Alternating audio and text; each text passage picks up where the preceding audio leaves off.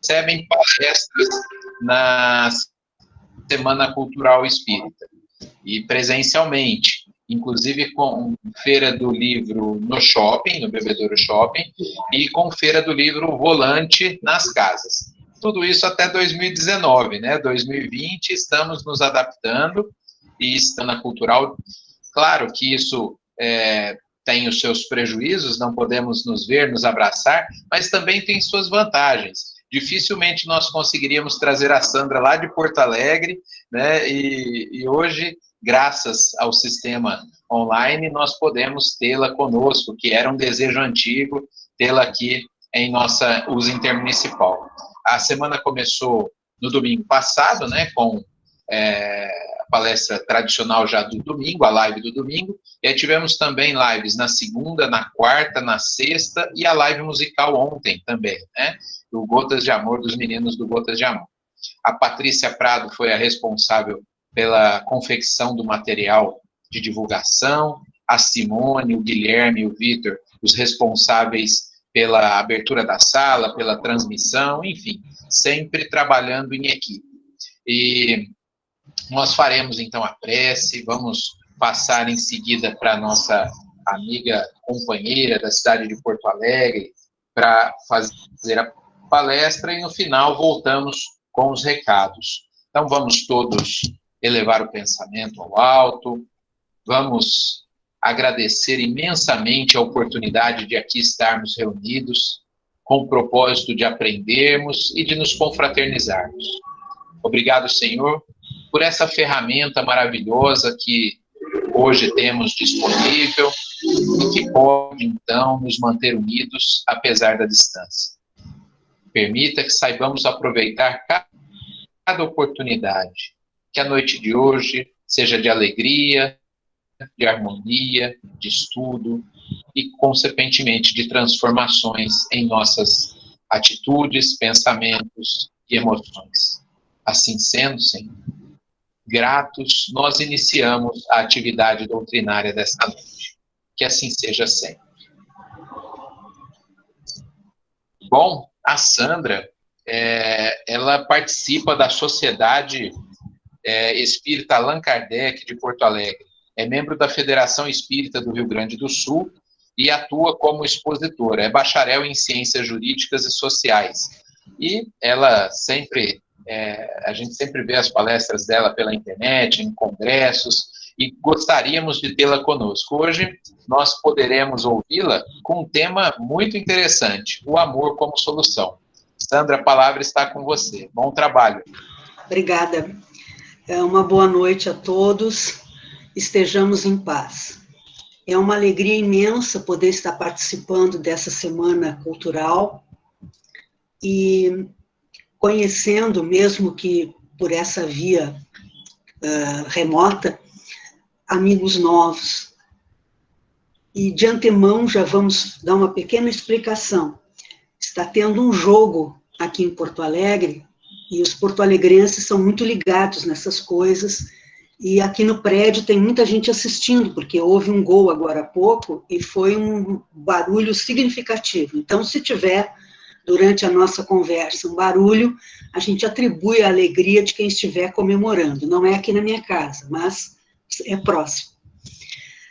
Dessa feita, nós vamos propor a reflexão em torno desta temática, o amor como solução. E trazemos como suporte teórico uma fala de Jesus no Sermão da Montanha, um recorte do Sermão da Montanha, que Allan Kardec inseriu em 2 capítulos do Evangelho segundo o Espiritismo.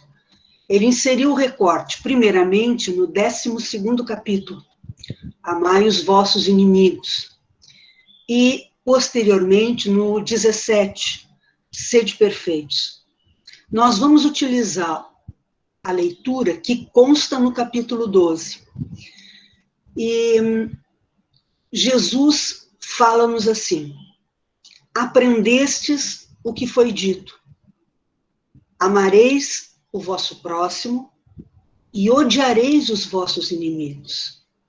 Eu, porém, vos digo, amai os vossos inimigos, fazei o bem aos que vos odeiam, e orai pelos que vos perseguem e caluniam, a fim de serdes filhos do vosso Pai que está nos céus, e que faça e levante o sol para os bons e para os maus, e que chova sobre os justos e os injustos.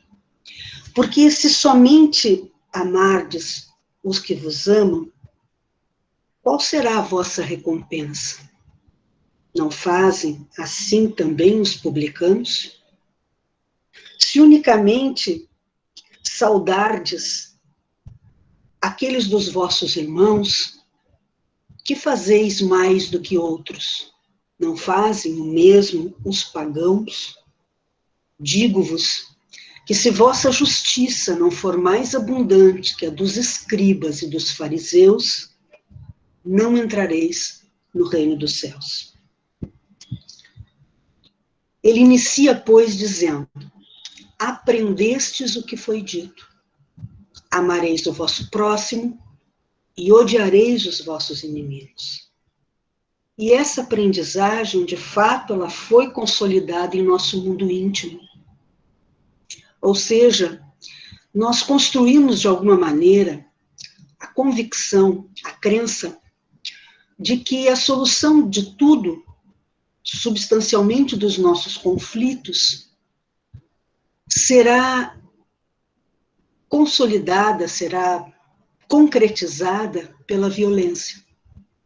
Violência direta, que é aquela em que nós temos atos de força física, e a violência indireta, que é aquela que se dá no campo moral, é aquela que se faz através da ameaça, da indiferença. De qualquer forma, a violência é uma crença que está dentro de nós. E esta é uma aprendizagem que foi feita ao longo dos tempos e que precisa ser percebida.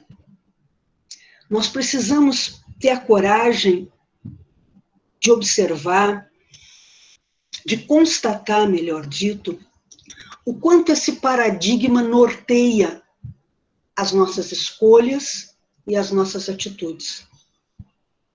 Pode não ser, falando particularmente de nós, os cristãos espíritas, pode não ser uma violência, em nosso caso, que se dê por vias de fato, que se dê através da força física. É muito provável que esta a gente não expresse mais, mas não quer dizer que a gente não a sinta, que ela não esteja consolidada dentro de nós.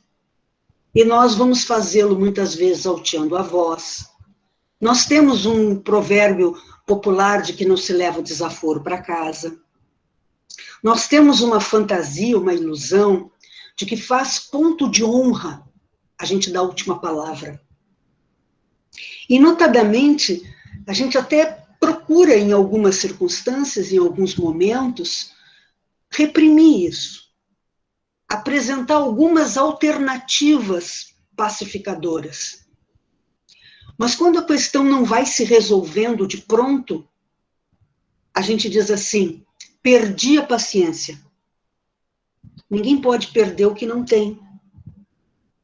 E quando tem, de fato, seja uma posse verdadeira, como, por exemplo, a virtude da paciência, não se perde. Só se perde, entre aspas, se a gente de fato não tem. Então, o primeiro desafio, talvez, que se coloque a todos nós, é admitirmos, é verificarmos em nosso mundo íntimo o quanto nós ainda somos norteados por esse paradigma, por esse modelo de pensar e de sentir que a solução dos conflitos, das circunstâncias da vida, está pautada pela violência.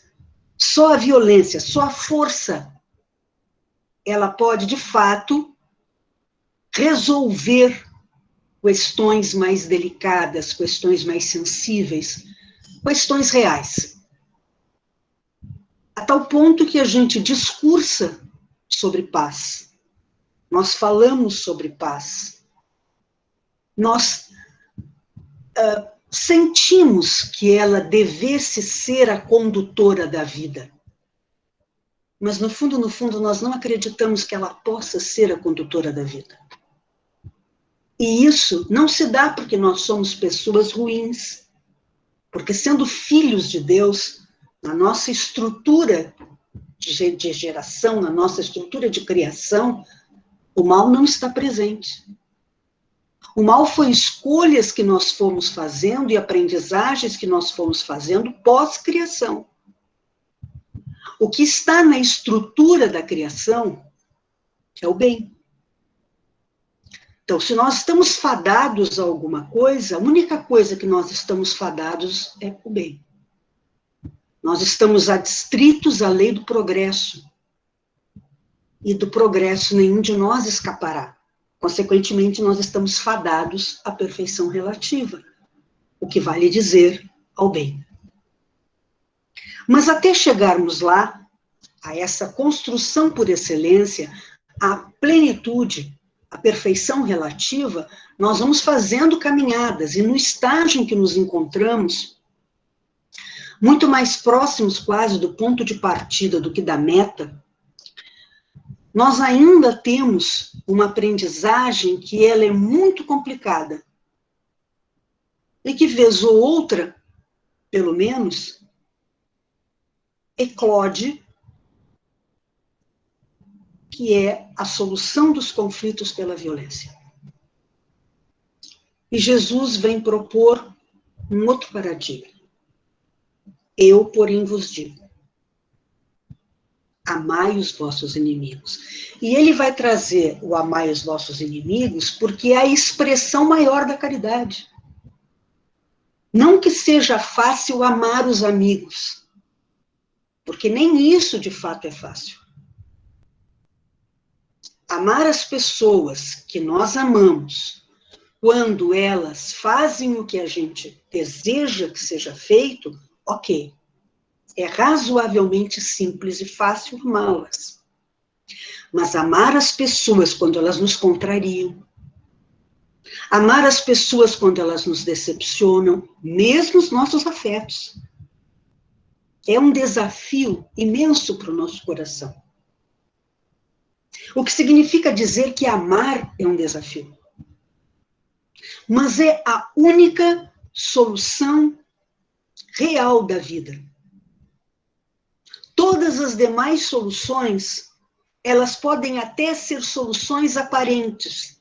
Aparentemente, aquele ato, pautado pela força, vai solucionar, porque a outra pessoa vai calar a boca, a outra pessoa vai parar, a outra pessoa vai me temer.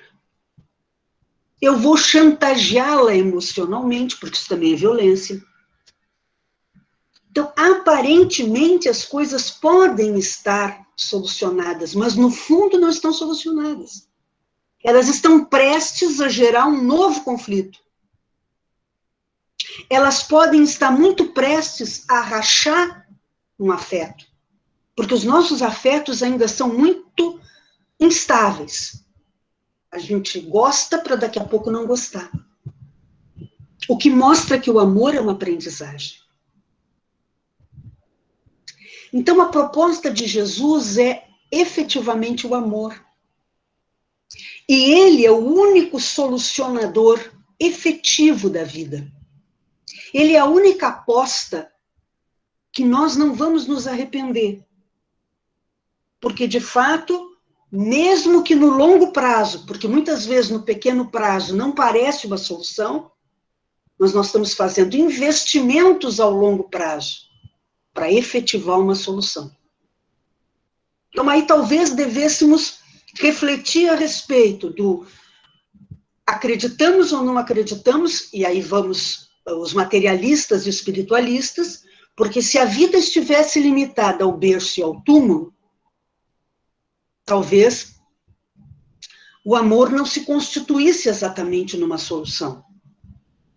Porque nem sempre as soluções vão se dar numa mesma encarnação. Mas como nós somos espiritualistas, somos espíritas, somos espiritualistas, e, portanto, a vida não só continua, como nós voltaremos à carne, etc., etc., ainda que não se desse numa encarnação, facilitaria a nossa experiência no mundo espiritual e facilitaria a nossa existência nas sucessivas encarnações. Porque qual seria a causa dos processos obsessivos mais ferrenhos, se não a falta do perdão? Se não a ausência do amor como solução? Então, mesmo que nós tivéssemos que esperar um tanto para que fosse concretizada a opção do amor como solução, valeria a pena, porque nós somos seres imortais. Investir no amor nunca é perder tempo.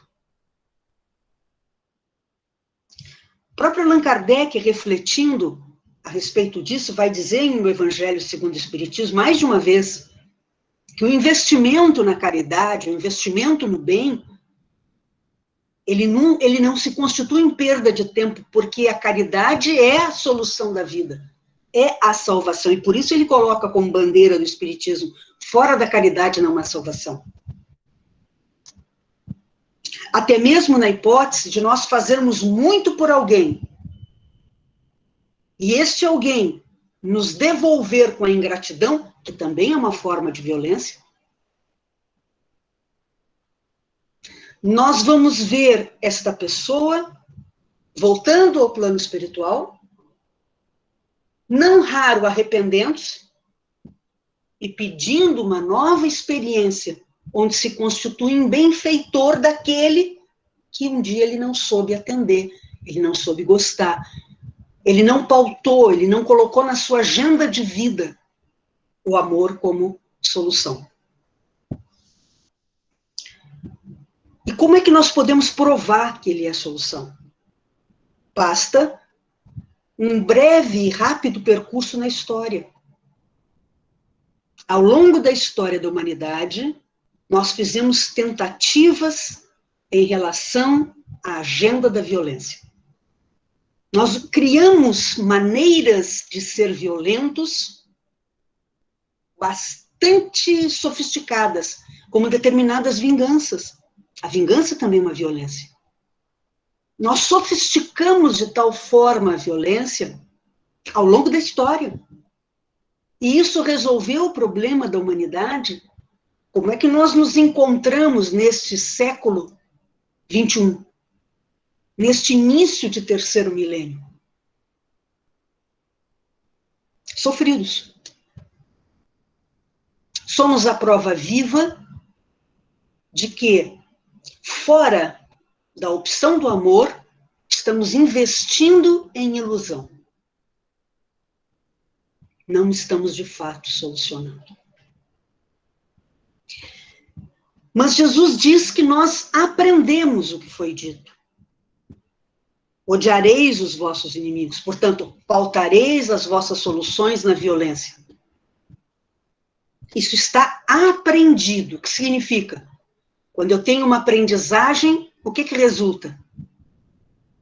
A ação vem no automático.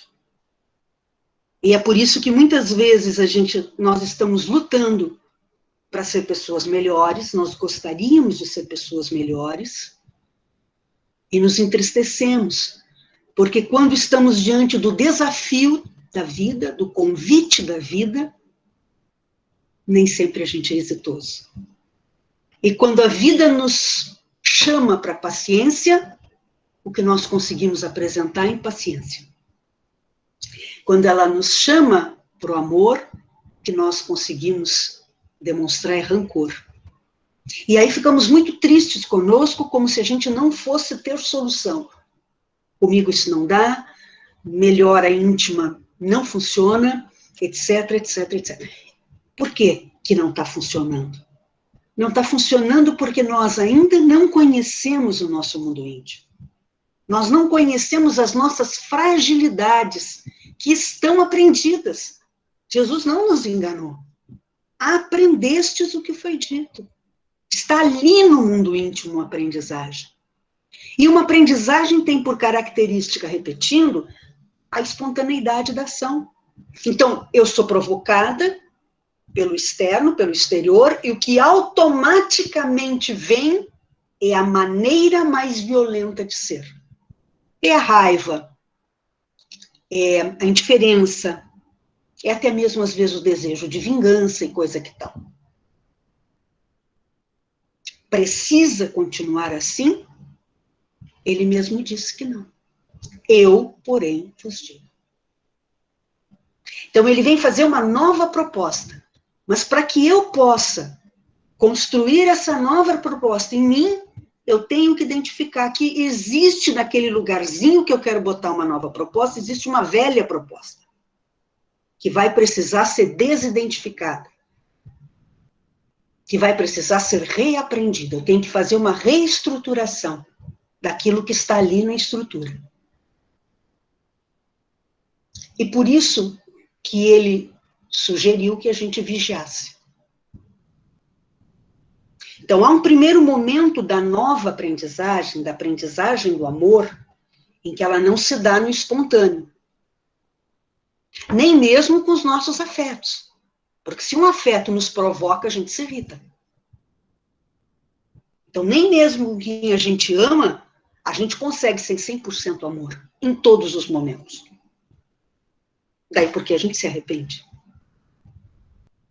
Então, eu admito que há uma aprendizagem e eu desejo agora fazer uma reaprendizagem.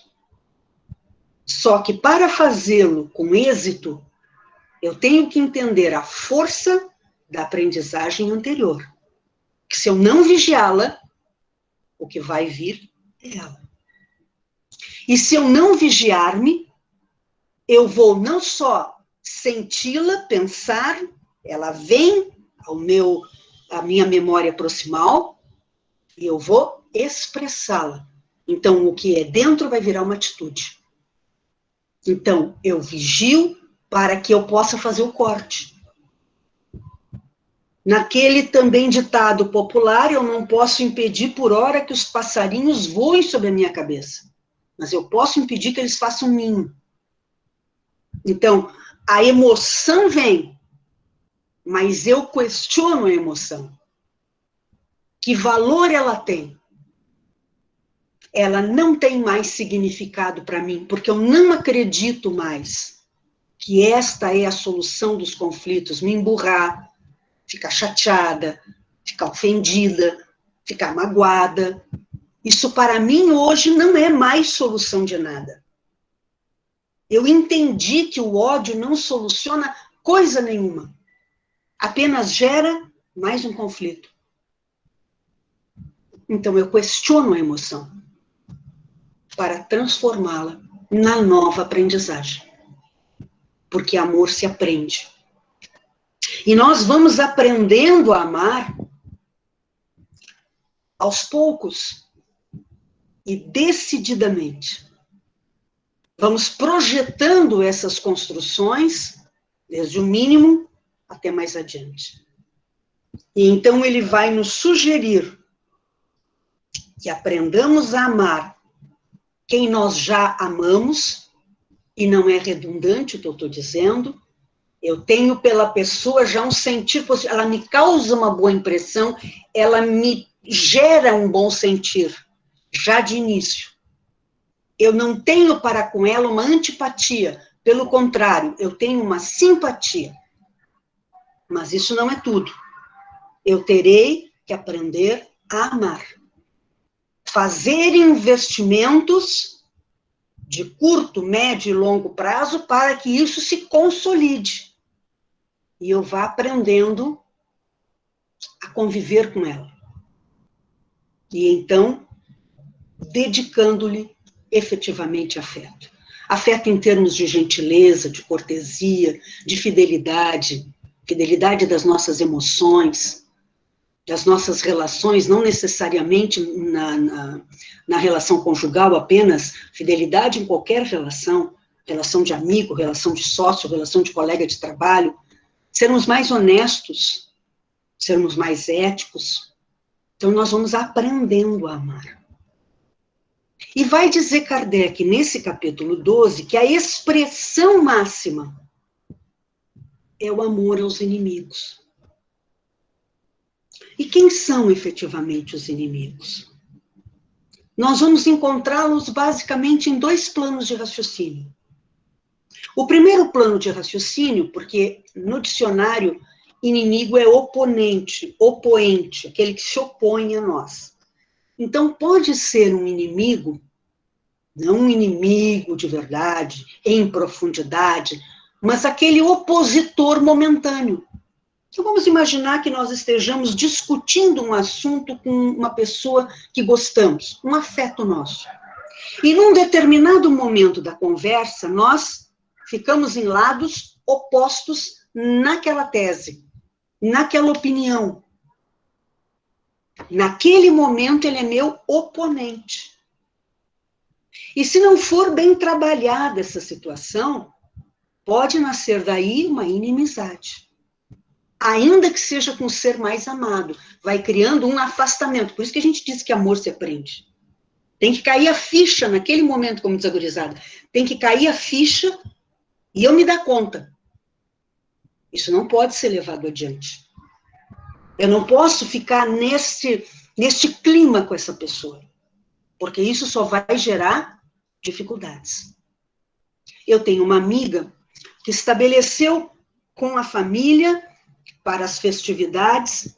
Claro que agora, esse ano, a gente não está se encontrando, mas até o ano passado, ela já tinha estabelecido, no início do ano passado, uma conversa muito séria com a família, dizendo que nas reuniões familiares não se poderia falar de futebol e de política.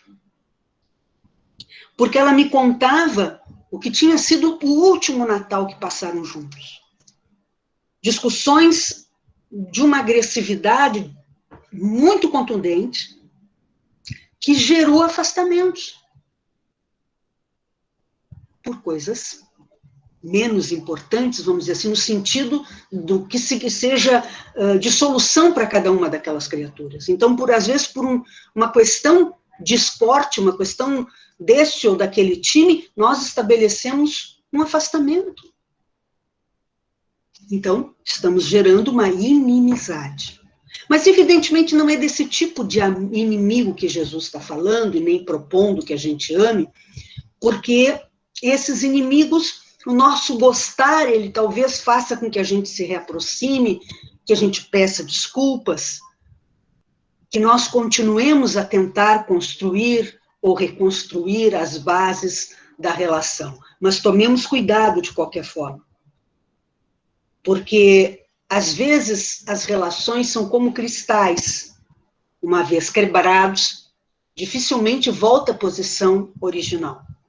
Então, cada um de nós precisa se dar conta que tem uma aprendizagem equivocada, que tem a aprendizagem da violência no seu mundo íntimo, e que ao fazer discussões, isso precisa estar muito bem percebido, para que a gente não saia do ponto, para que a gente não passe do ponto.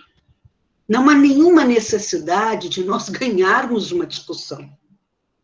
Ninguém ganhará o reino dos céus porque vai dar a última palavra. Ah, fulano é que sabe mais. Veja, ele é que sabe tudo. Se não fizer o bem, continua na mesma. Então, todas essas questões de que já falávamos, da importância de fazermos percepções, é para pôr em prática no momento em que estabelecemos relação com os nossos semelhantes. E muito provavelmente seja mais interessante, às vezes, a gente calar e para o mundo passarmos por quem não tem condições de vencer um debate, do que vencer um debate e perder um amigo. Em afastar-se de um afeto. Em criarmos circunstâncias mais difíceis, às vezes, dentro do nosso próprio lar. Saber calar é também uma aprendizagem que se precisa fazer. Porque nem sempre falar, e falar por último, significa vencer. A vitória se dá por outros aspectos. É a coragem da paciência, a coragem do perdão, a coragem da fé, a coragem da esperança. Isso são reais vitórias, e as vitórias que valem a pena.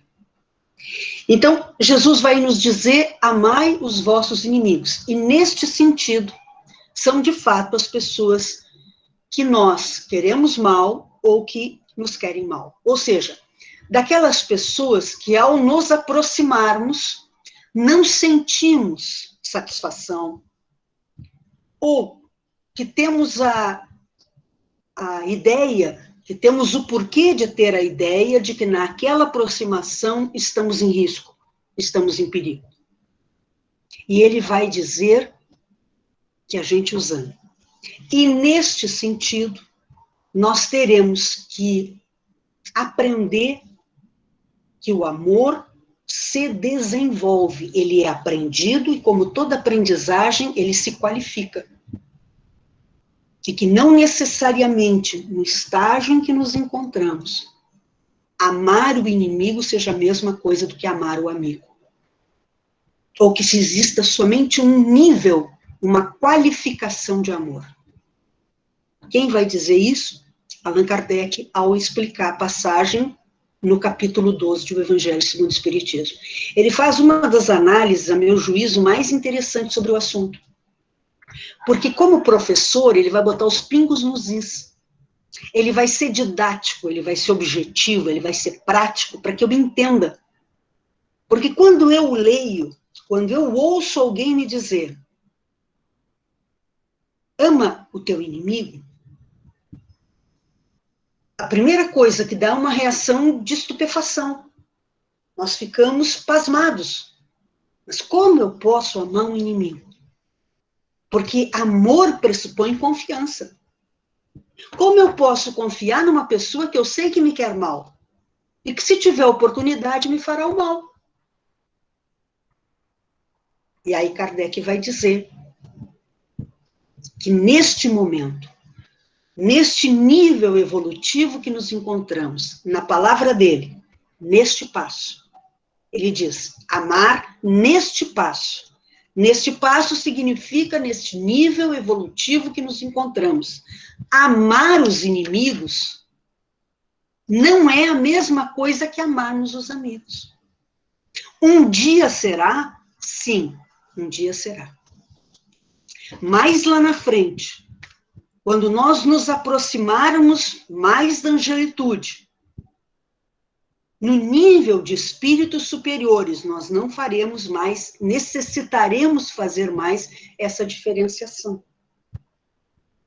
Porque já teremos um nível de entendimento e de sentir tão mais pleno que nós vamos considerar todos como irmãos.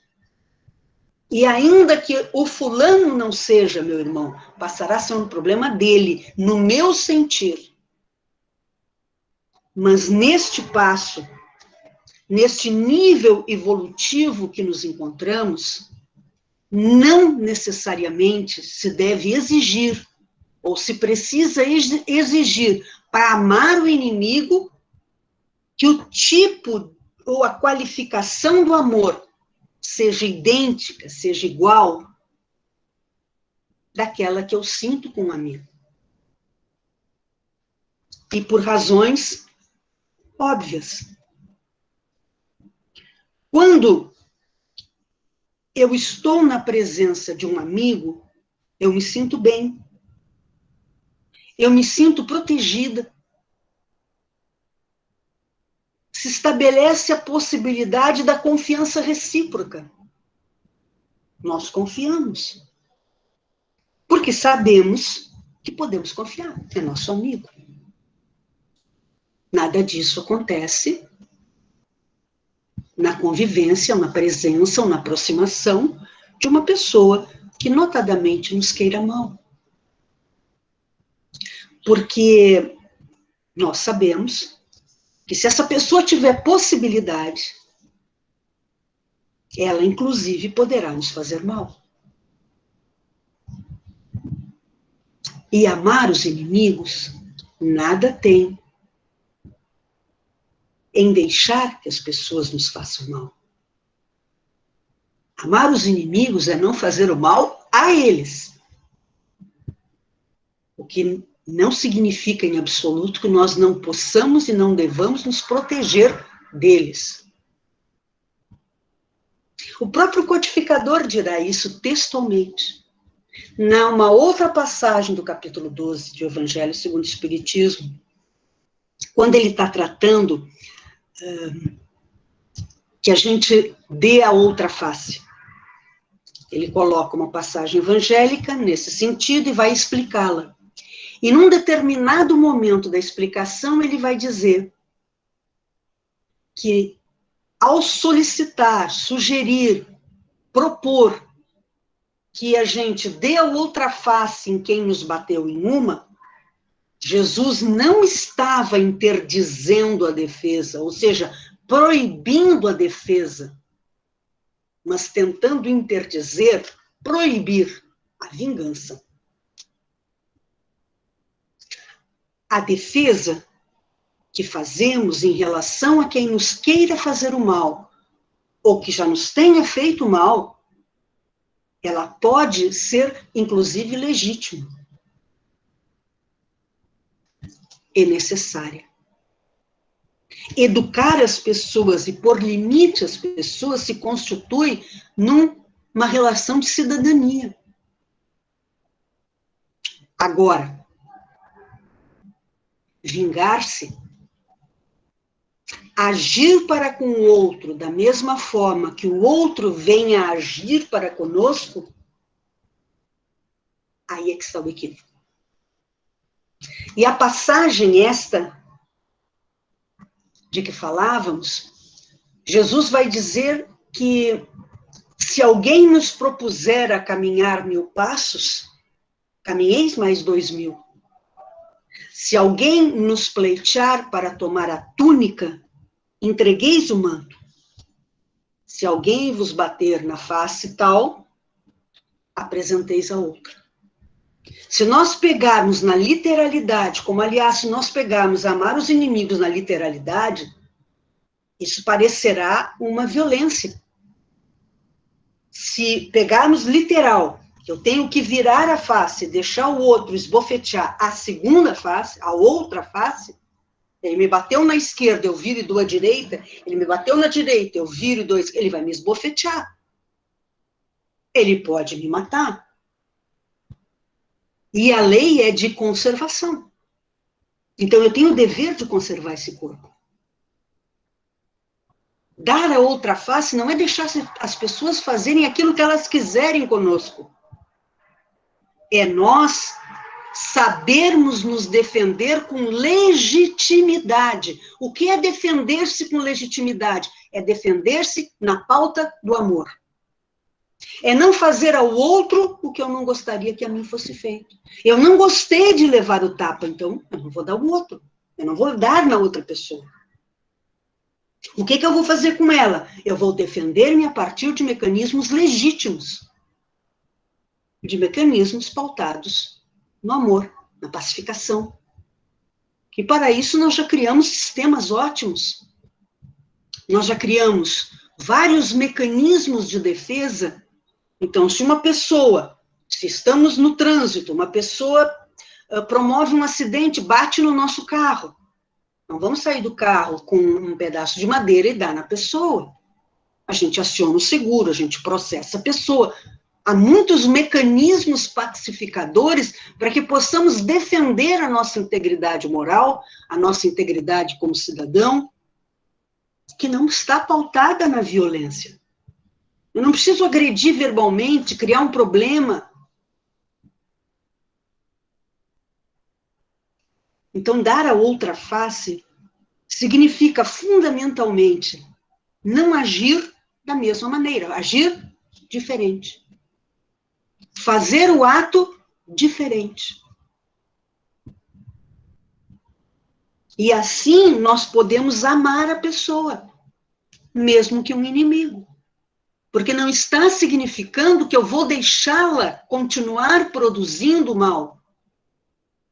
Mas está, sim, sugerindo, propondo que eu não acalente no mundo íntimo a mágoa, o rancor, que eu apresente outra face, a face do perdão.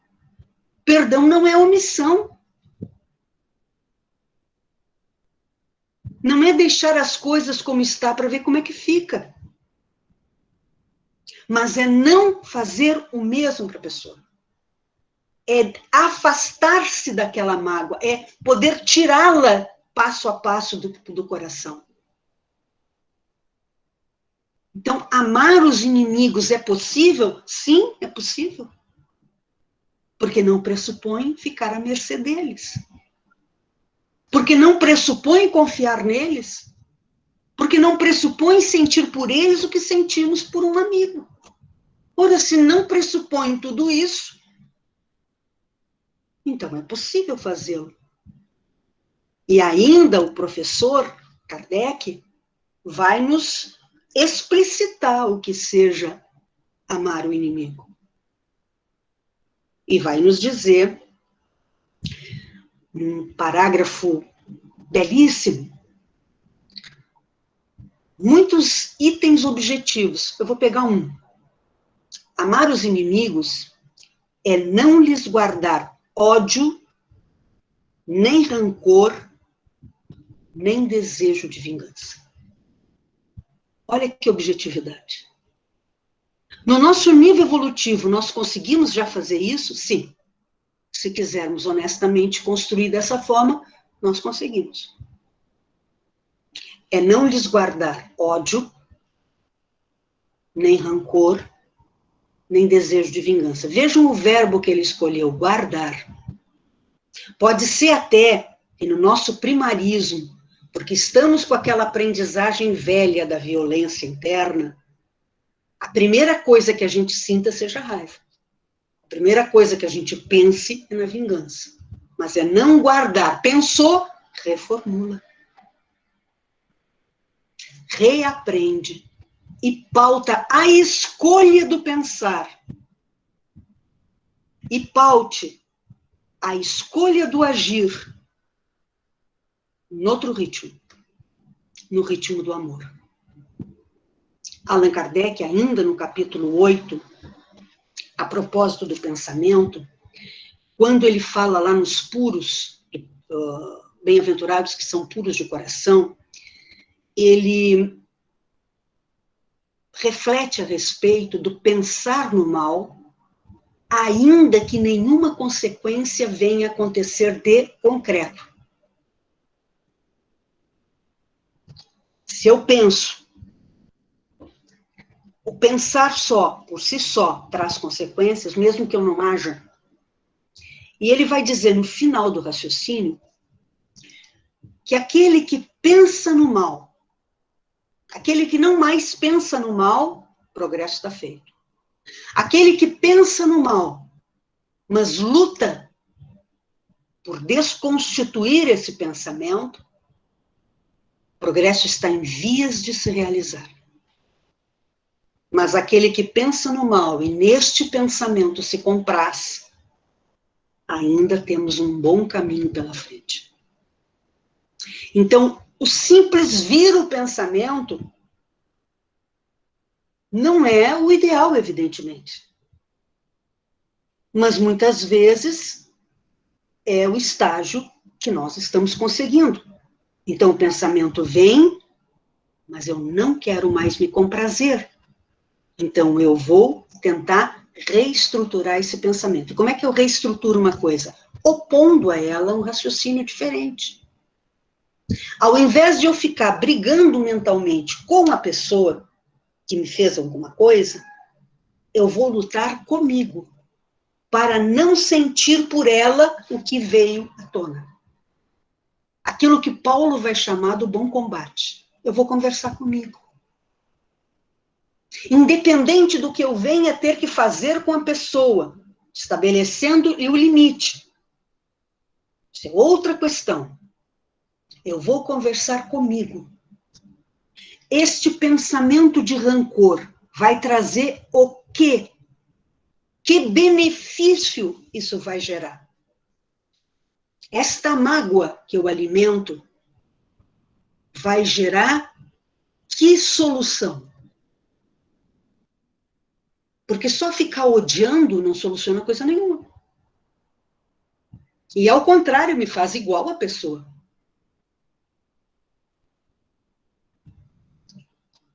Conversando seriamente conosco, nós nos damos conta que sequer é a melhor escolha, a melhor estratégia de solução. Então, nós começamos a nos acalmar e a lutar com este pensamento, dentro daqueles mecanismos que nós já conhecemos, que o próprio Jesus nos ensinou, porque ele falou, nós falamos na vigilância, mas quando ele fala na vigilância, ele fala também na oração, ele fala na prece. Então aí vem a importância da prece.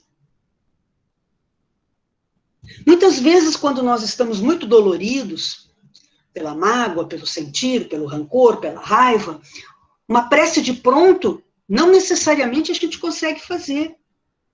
Mas para isso nós temos a possibilidade de uma boa leitura. Vamos ler. Ler aquilo que o autor que mais nos sensibilize, cada um de nós tem lá a sua preferência, ler uma mensagem. Todos nós temos a mesma simpatia pelo Evangelho segundo o Espiritismo. Vamos ler um texto. Não conseguiu entender? No primeiro, lê de novo. Lê quantas vezes for necessário para aquilo acalmar. E depois ora. Pede ajuda a Deus, aos amigos espirituais, que com toda certeza não nos faltarão.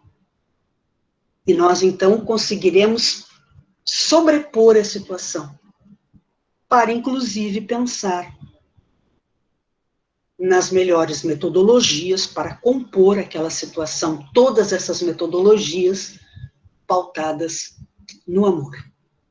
Porque entre as opções possíveis e existentes, o amor é a única, não é a melhor apenas, é a única verdadeira solução. Procuremos nos lembrar disso em todos os momentos da nossa vida. Darmos conta de que porque uma coisa está aprendida, não significa que nós não possamos fazer uma aprendizagem nova e diferente. Nós poderemos ser esses agentes efetivos da construção do bem. Nós não vemos dos espíritos nobres atitudes menos nobres. E não vemos da parte deles também omissão.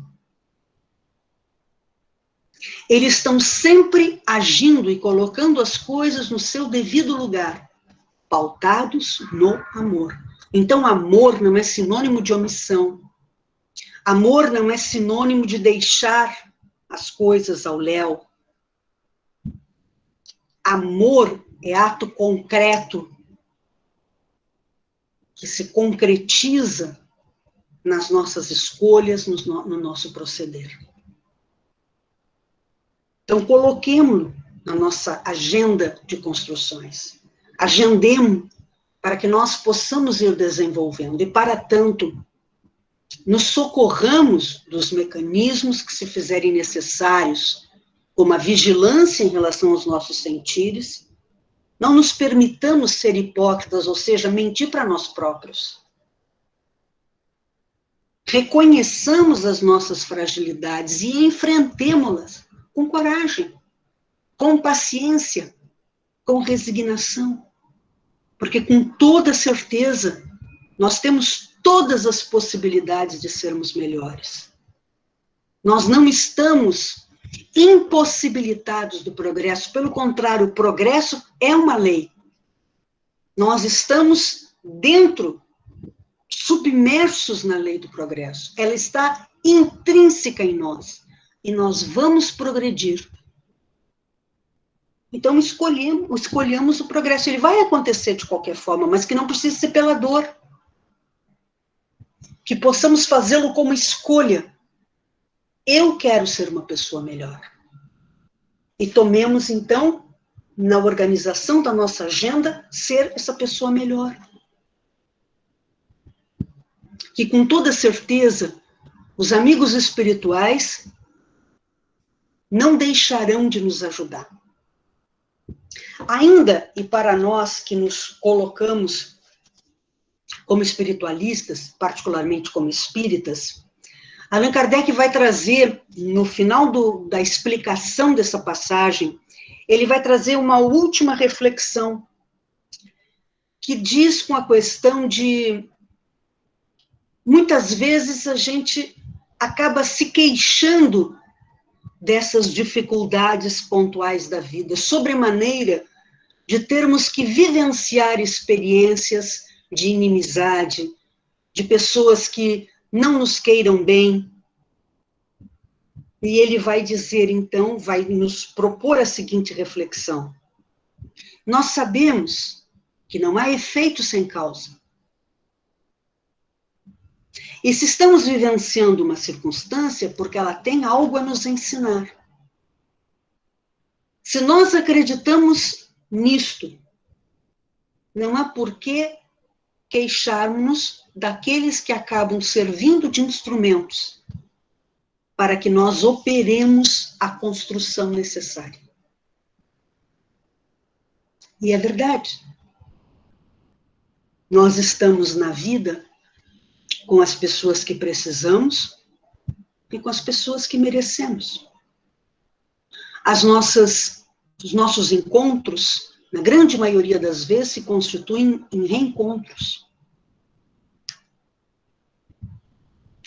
Significando dizer que, muitas vezes, não é possível dizer todas as vezes, mas muitas vezes, aquilo que se coloca como inimizades, como alguém nos propondo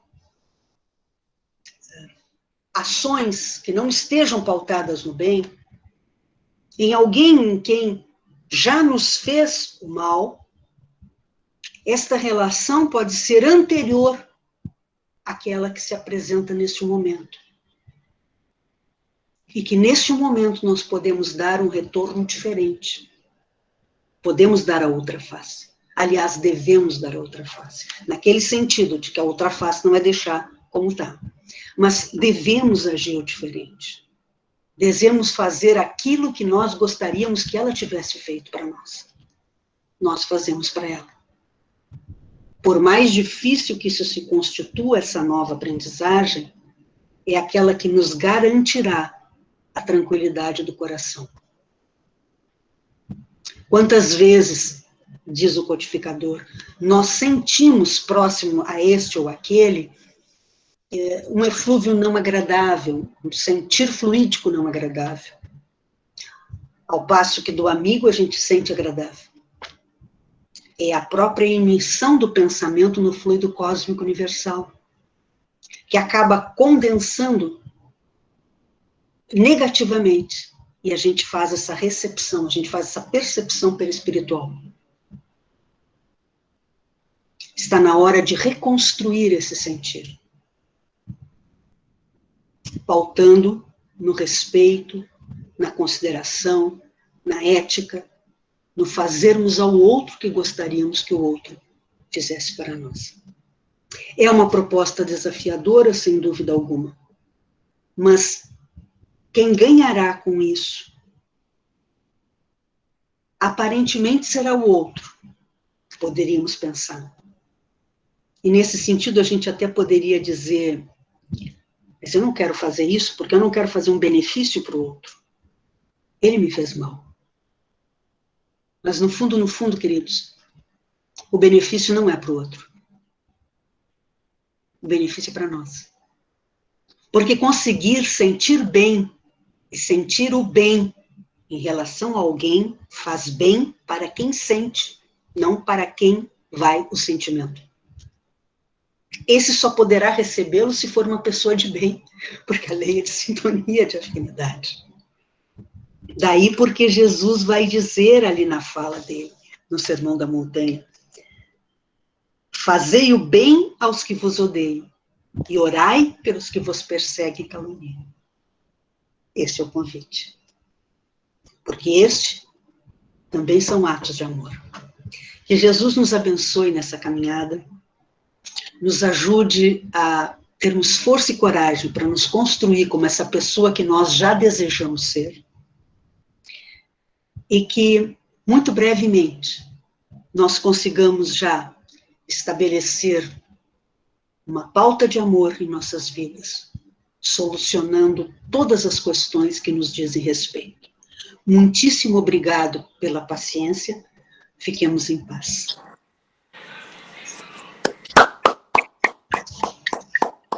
O pessoal está te agradecendo aí. Você está tendo acesso ao chat? Estou vendo, estou vendo. Obrigada, gente. Olha, nós é que somos gratos, viu? Agora, eu peço durante a live o pessoal deixar as câmeras fechadas para não pesar muito, mas agora quem quiser abrir a câmera aí, eu vou pedir para você abusar um pouquinho, né? Já que você está tão inspirada, faça a nossa prece final, em seguida a gente volta para os recados, tá bom? Okay. Pode ser? Pode ser, sim. Mestre amado Jesus, divino pastor da nossa vida, queremos te agradecer pela presença dos espíritos amigos que abençoaram a todos nós que estamos ligados, conectados, numa proposta salutar no bem, no amor. Nós queremos te agradecer a essa bendita doutrina que nos fortalece a alma, nos indica um caminho, nos dá esperança de segui-lo e nos dá a certeza de um fim a conquistar. Nós queremos te agradecer por tudo que já foi possível, Senhor, e rogar-te, por fim, que nos proteja e nos guarde na tua paz. Que assim seja. Sandra, nossa Semana Cultural Espírita está sendo fechada com chave de ouro aí pela sua brilhante explanação, que com certeza tocou mentes e corações, né? O tema do amor, com certeza, é muito mais para mexer com as emoções, para que nós possamos introjetar essas informações e transformá-las em emoções melhores, né? As 17 casas espíritas hoje estão sendo homenageadas. Cada dia nós homenageamos algumas, mas nessa noite final estamos homenageando todas as casas espíritas. Há muito tempo a gente gostaria de ouvi-la, a gente já ouvia suas palestras que estão na internet, né, disponível para que a gente ouça, mas tê-la conosco presencialmente, assim, não presencialmente, mas ao vivo, corrigindo a minha frase, é muito agradável, né, muito bom ter você aqui, a região de Ribeirão Preto, onde ficam nossas cidades aqui, acho que você, não sei se já veio alguma vez para cá, já veio aqui para a região de Ribeirão? Uma vez. Já, uma vez. Tomara que depois da pandemia você possa vir de novo para a região de Ribeirão, Bebedouro esteja no roteiro, nós gostaríamos muito de recebê-la aqui, viu? Nós tivemos em todas as 6 lives da Semana Cultural uma excelente participação das casas espíritas, todas as casas participaram, aqui na sala do Google Meet ou pelo Facebook, né? Muitas pessoas assistem pelo Facebook. E também, muitas pessoas acessam posteriormente as palestras porque elas ficam disponíveis no YouTube. Então, nós subimos e elas ficam disponíveis e as pessoas acessam no transcorrer aí das semanas, dos meses. Com muita satisfação, então, que nós encerramos com a sua palestra, com a sua live, e desejamos, né, que todas as casas espíritas tenham aproveitado muito, todas, e em especial hoje, essa live, esses ensinamentos, essa exposição de emoções que você nos trouxe aí. Suas considerações finais antes de nós encerrarmos, por favor. Eu reitero aos amigos a minha gratidão pela oportunidade desse convívio, ainda que à distância, e desejo a todos um bom trabalho, muito êxito naquelas promoções que venham a fazer, na divulgação dessa nossa querida doutrina. Um grande abraço a todos e desejo-lhes plena paz. Que assim seja para todos nós, que todos tenhamos uma semana abençoada, se cuidem. Em breve, com relação às próximas lives, né? Novembro, eu até disse no início, falei ontem também na live, teremos alguns bebedourenses que moram fora, e também pessoas de Ribeirão Preto, a Marlene vai estar falando conosco, e essa semana começaremos a divulgação das lives de novembro. Agora voltamos apenas para os domingos, às 19 horas, todos os domingos de novembro. Uma ótima noite, uma ótima semana a todos, beijo no coração, fiquem com Deus.